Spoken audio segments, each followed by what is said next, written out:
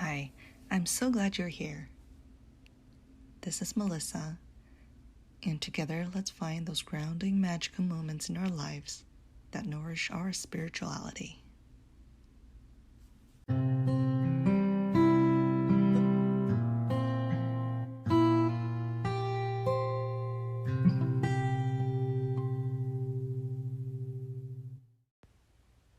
Episode 16, when you have hotpot for Samhain. Where I am right now, the temperature has dropped really for sure, and the sunsets are much earlier. I grew up in the subtropical part of Taiwan, lived in California where there's mild weather of basically one season throughout the year, and now to Colorado with 4 distinct seasons and a cold winter I've never really faced. At this time, November in Irish pagan tradition is the month of Samhain. Just past Halloween, just past the Day of the Dead for Mexican culture, and it's the beginning of darkening and acknowledging the world of the dead and the otherly. It's a time to honor and talk with ancestors. This is part of my beliefs in paganism, especially Irish paganism. But in my Chinese heritage, the gate to the world of the dead opens in the 7th lunar month of the year, and the time to pay respects to ancestors is in April.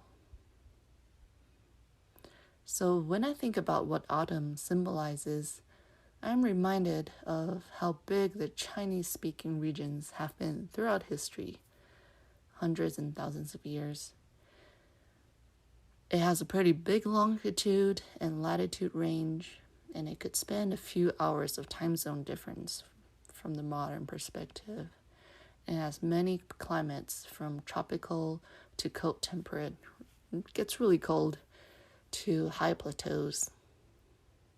And not only that, the historical Chinese Empire was dynasties and dynasties of different cultures, merging, separating, exchanging, and then starting over again. It's a blend of so many regional cultures. When it comes to the sentiment of seasons, there's a wealth of literature, poetry, arts, and customs that most people would grow up with, people my age or before that. I remember in school exams, there would be tests like, here's a line of poetry, which season is it writing about? And we'll need to answer based on the symbology or reference found in the literature. Prominent things like the moon, the wind, or the river could be described differently for each season. Economic activities or animal activities would be a hint. It was indeed from these studies that I noticed that acknowledging seasons is something that I very much resonate with. Because the spiritual connection to seasons came to me much later in life, I was mostly learning through the reconstructed European paganism traditions, which include spiritual paths I resonate and identify with so much. Therefore, there's always been a little bit of confusion, plus mixing, plus blending of identity. By now, I know it's not just me experience this, and it's not a problem. It's the trend of the world, as more of us move around the world, create multicultural families, and learn from each other and celebrate each other. For Samhain in the past, I have tried making and learning about the Irish Kilkenny or a Scottish bannock. A big part of learning about tradition is learning about the food, like what are staples that have different significance throughout the year, or maybe there's some food that's only special to a certain period of time or occasion.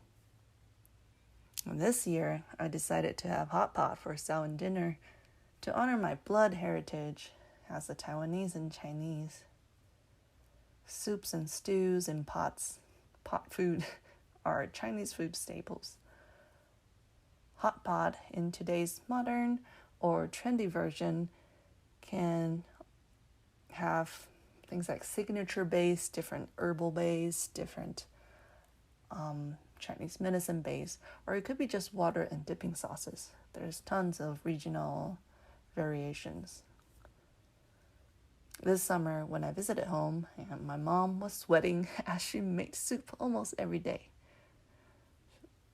Things like sesame oil chicken soup, milkfish soup, clam broth, clam soup with ginger. Yep, and it's super normal, even if we have the AC on. It's normal for Chinese people to have soup in any meal at any time of the year. But the darkening days of autumn and winter definitely makes it very appropriate. It's also good food for gathering and celebrations because you need a lot of people to hold up that variety and to prepare things together. So it's very festive. This year seemed like an especially good one for me to tie together all the traditions that's meaningful to me. On the one hand, I keep getting signals and the theme of ancestors keep popping up. On the other hand, I moved to a totally new place and I don't know anyone around me. And from there, I grew a stronger awareness or a kind of stronger questioning of who I am, where do I come from, and who am I presenting myself to be? How am I living my life, and how does that align with my identity? And as someone who's moved around and found comfort in other cultures, I want to say the things I'm learning from, the things I'm benefiting from in my current life are not just from my blood ancestors. They are from human ancestors from across the world.